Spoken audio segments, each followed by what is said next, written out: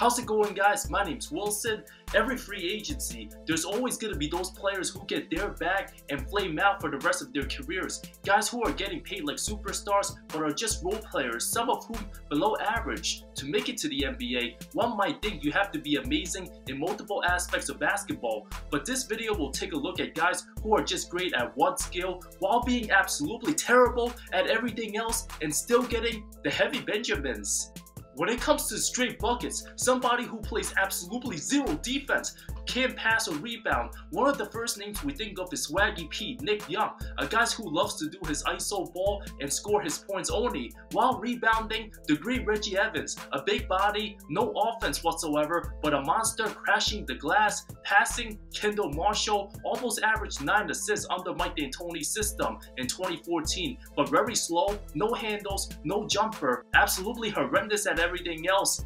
And defense, Andre Robertson, that's all he could do. Absolutely terrible offensively. Maybe the worst shooter you ever seen outside of Ben Simmons. Steve Novak, Mr. Standstill shooter, 6'10", super unathletic, only retired player in the history of the game to attempt over 2/3 of his shots from deep, over 77% to be exact. The biggest definition of a one-trick pony. Other categories by other skill sets, players who are only good at one thing, includes how about dunking? Jeremy Evans, remember him? Former dunk contest champion, remember for nothing else. Shot blocking, Manute Bol, the only player to record more blocks than points all time, posting up Jahlil Okafor. With the NBA changing in front of his eyes, his lack of defense, not able to shoot, and being a bad rebounder, many reasons why he's out of the league. Athleticism, the Tyrese Thomas and Stroll Miles Swifts of the world never developed into true ballers with real fundamentals. Dribbling, Ish Smith, a record-setting play for 12 different teams, being super fast and having an incredible handle,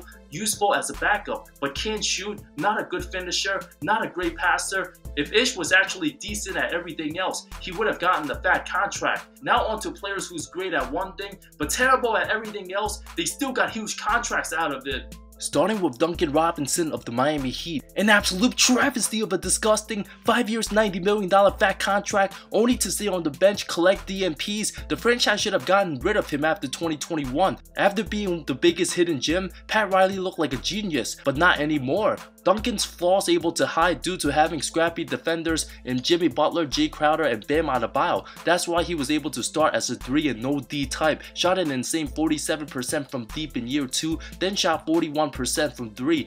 Started every game of the bubble playoffs, but after getting on a cold streak, provides nothing else. Robinson should be thanking Jay Crowder, who plugged many holes Robinson had in 2023. Duncan straight up not good enough to start on any NBA team right now, unless they want to tank. Outside of his 27-point game 1 versus Atlanta, 12 games after, disgusting numbers of 3.8 points, 34% shooting, 26 from 3, a non-factor, didn't even play game 7 versus Boston. $1.7 million Max Drews took his spots, could do other things better. Duncan can't dribble, can't put the ball on the floor.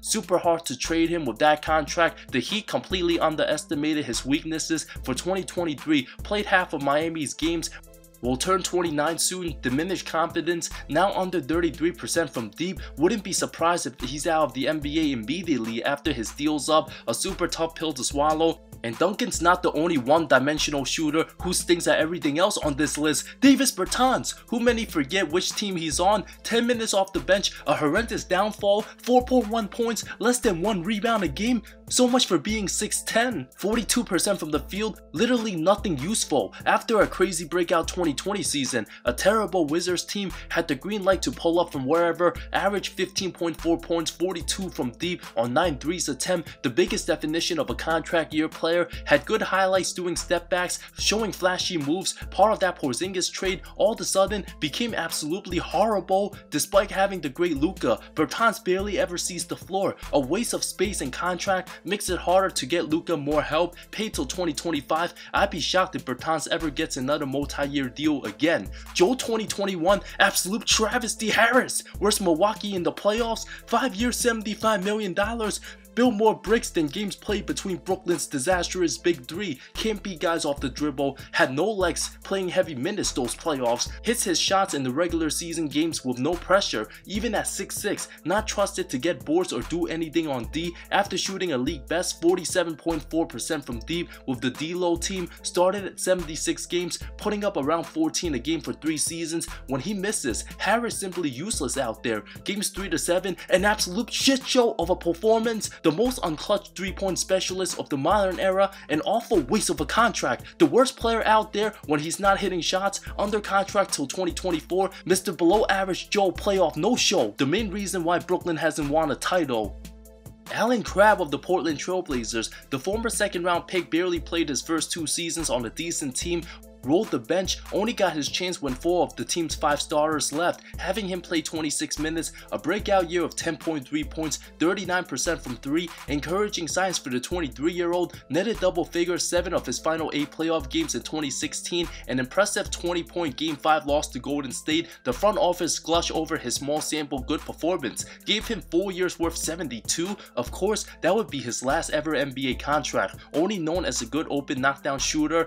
Traded to Brooklyn after, enjoyed 2018, averaged 13 a game. For a bad team, production diminished, does nothing good but shoot. Once he became a 30% outside shooter, making zero impact with the Hawks and Wolves, out the league after 2020 at just 27. If there was anything memorable about Crabbe's career, summer 2016 free agency, his biggest accomplishment. Jason Capono, the perfect definition of a catch and shoot 3-point specialist doing nothing else. The Cali prodigy had a lot of hype before the NBA. Named All-American, the UCLA legend became the first Bruin to ever lead his team in scoring and make first team All-Pac-10 all 4 years. Drafted on the same team as the Chosen One, barely played then. Drafted by the Bobcats after in the expansion draft, then signed with the Heat as a free agent. Part of the 06 Miami title team, Capono put up Lakers type Adam Morris in production, but the 6'8 sniper had a career year with the 07 Heat. Started half the games, averaged nearly 11 points, an insane 51.4% shooting from deep on 3 attempts, 26 minutes, won the 3-point contest, tying Craig Hodges for the best mark, going 25 of 30, agreed to a 4-year deal worth $24 million. Capono would have absolutely gotten a Duncan Robinson and Davis Bertans type money in today's game. Continued to shoot lights out, over 48% from deep in 08, leading the league again, but nothing more than a catch and shoot guy. Traded to Philly for another one-skill wonder. Finished off his career with the Lakers, out the league in 2012. Unlike the Kyle Korvers and JJ Redicks of the world, both did not make this list. Korver's underrated in other aspects, can really play team ball and even pass. While Redick can take a few dribbles and pull up from 2, have multiple offensive skills, those guys actually knew how to move well without the ball. Capono's just way too slow. As an NBA caliber athlete, JP also drafted the same year as Korver. For those who forgot about that, Korver and Redick also had super quick releases, while Capono took a while, and when he was being guarded, there was absolutely nothing he could do in those situations. Ryan Anderson, whose career faded quickly after getting a huge contract, started with the Nets in 2008. The 6'9 power forward received multiple big contracts, 4 years $34 million from 2012 to 15 with New Orleans, followed by 4 years $80 with the Rockets, underperformed and regressed after 2017. Once his threes weren't falling, sent to the bench, way too slow on D, can't play in the paint. When his threes got streaky, it was all over. Horrible on defense. When coming to the league, the NBA became more guard oriented over time. Anderson's lack of movement on defense comparable to Dirk Nowitzki's final seasons without having any of Dirk-like skills. Waived a couple times after, Anderson simply knew his time was up, out the league by age 31, but made a lot of money. Myers Leonard, back in the NBA with the Bucks 2023, the 7-footer signed for 4 years $41 million. Of course, summer 2016, after a career year 8.4 points, similar to Ryan Anderson, not a good rebounder, bad on defense, can't play in the paint, despite being more athletic than the Duncan Robinsons and Bertans of the world, even big in size. Leonard doesn't use his height to his advantage, has good physical tools but lacks confidence, passes up on many open looks, fouls a lot, a bad passer, can score 2 points on 1 of 4 shooting one game, and once in a blue moon, have games like the 2019 conference finals in game 4, dropped 30 on 12 of 16 shooting, deciding to go toe to toe with Steph Curry and took the L. Andre Drummond, if there was ever a Hall of Fame for a specific case, Drummond would be first ballot for the Empty Stats Hall of Fame. Played a forgettable 7.5 seasons with Detroit Detroit, no offensive skills, too many point-blank misses, only to pad his rebounding stats, led the league in boards 4 times, only thing he's great at, viewed upon a franchise player, even made 2 All-Star teams in the weak East, had the green light to do whatever he wanted, an average rim protector, can't pass, no jump shot, no post moves, worst foul shooter in the game, lacks effort, super unmotivated. Detroit signed him for 5 years, 130 in summer 2016, benefiting from the center position before the Embiid, Jokic, Adebayos, and Goberts of the world rise. Drummond unwatchable, traded for a bag of chips, Cleveland then waived him. Delusional Laker fans thought he was their savior, only to waive the team with his antics, thought he was worth the max, only to settle for the minimum for Philly, jinxed the Nets, 2 years 6.6 with the Bulls, still only 29 years old, plays like 39, Mr. Stat Sheet stuffer, low efficiency and high volume, a recipe of losing basketball. Bismack Biyombo, one amazing playoff game, life-changing wealth. The former 7th pick in the 2011 draft had age skepticism around the league, did little to no impact with Charlotte. Many wouldn't have been surprised to see him out the league, only to sign a 1-year $3 million deal with Toronto. Nothing memorable until 2016 postseason. 6 of his 20 games had double figures in rebounds, a masterful 7-point, 26 rebound game 3 versus Cleveland, 8 offensive boards, out-hustled everybody, still by far his most memorable game, coming in one of the biggest stages, making high quality starter money for being a backup. 4 year $72 million contract, average under 6 and 6 the next 4 seasons, no playoff stat span, picked up by the Suns due to players being out with COVID, re-signed for 2022, a chance competing for a title now. Tristan Thompson of the Cleveland Cavaliers, a career 9 and 8 guy out the league by age 30, too focused on his cheating ways. The 6'9 center pocketed over $118 million in earnings, received a handsome 5 years $82 million deal summer 2015, inserted to the starting lineup after Kevin Love's injury past round 1, double T an absolute beast, averaged nearly 11 rebounds in 20 games. Arguably the best offensive rebounder in the mid-2010s, tallied 4 double-doubles, including 13 boards versus Golden State before he got made fun of. Thompson always lacked offensive skills, but the energy on the glass contagious. The Game 5 and 6 elimination 2016 pulled down 15 and 16 boards those games. Had all the heart and hustle seen on display, playing with the game's top player. Thompson also a master at drawing a shitload of loose ball fouls on the opponent. Following a disappointing 2017 finals, injuries plus hardcore partying, being known more for Tristan Kardashian more than Tristan Thompson, the NBA player, led to his downfall. After playing 82 games for 5 straight seasons, Thompson never developed a reliable offensive game. Had he never played with LeBron and continued being on bad teams, who knows if he ever gets such a fat contract.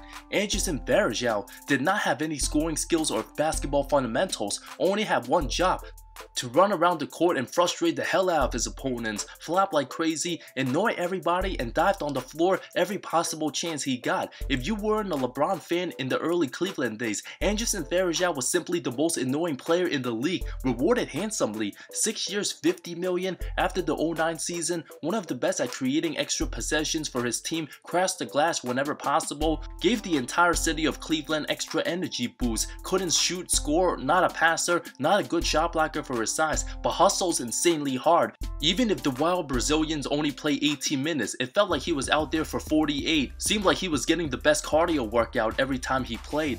Andre Robertson, an excellent defender in his Thunder days, but absolutely an awful shooter. The ugliest 3-point shot you'll see, known for his air balls. His lack of offense makes him a below average player. A career 25% 3-point shooter, refuses to take many open ones. After signing for 3 years $30 million in 2017, 51 games played since, the left patella tendonitis ruined his career, plus a setback, lost all his mobility to play. Kevin Martin of the Sacramento Kings, all buckets, nothing else, horrendous on D, not a willing passer, signed for 5 years $53 million for the Kings summer of 2008, then 4 years $28. 6 seasons of no playoffs, despite 5 seasons of putting up 20 plus at 6'7", averaged just 3 rebounds and 2 assists for his career. More famous for the James Harden trade, only averaged 14 with OKC. Out the league by 2016, only age 32. The injuries and lack of defense put him out the league faster. Even in today's NBA, Martin's known as an empty stats guy on a bad team, all buckets, good at drawing fouls, terrible at every other category. Honorable mentions: Reggie Evans, a 5-year $23 million deal from 06 to 2010 with the Nuggets. Not a massive contract, but decent size for a rebounding machine and having zero offense. Damon Jones as his 3-point specialist. Signed a solid deal with Cleveland. Old DeAndre Jordan. I'm not talking about Clippers Lob City DJ, but Nets DeAndre, the player who was way past his prime, washed up and started for Jared Allen only because he was friends with KD and Kyrie. 4 years, 40 mil, no longer a good defender, declined in rebounding, a fossil on defense, only good at catching wide open lobs, the only thing he was useful for. But ever since Brooklyn got rid of him, DJ literally became terrible at everything. While Steve Novak might be the biggest one-trick pony in NBA history, his contract 4 years 15 mil, still a lot, but not as much as any of these guys. While Michael Kidd-Gilchrist and Rondae Hollis-Jefferson, all defense, no offense, the reasons why both out the NBA and still in their 20s now.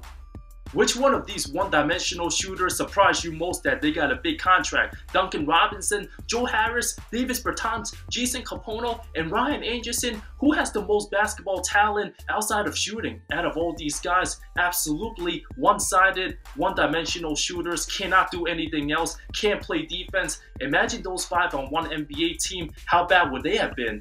What about these guys that are non-shooters, just defensive specialists, and Andre Drummond, who's good at rebounding and terrible at everything else? Bismack Biyombo, Tristan Thompson, excellent on the offensive glass, and Jason Farajao and Michael Kidd-Gilchrist, all defense, zero offense, the ugliest jump shot you ever seen. Which one of these teams will win in the matchup of 5 on 5? There's one-dimensional shooters or one-dimensional rebounder / defense. I'd love to get your thoughts on the comments below. Thanks so much for watching this video. I talk everything related NBA, whether it's NBA history, current NBA, or recent news, NBA predictions. With the 2023 postseason coming up, I'll be making more NBA videos in the future. So if you're new to my channel, hit the subscribe button. Appreciate you for your support. Love y'all. See you next time.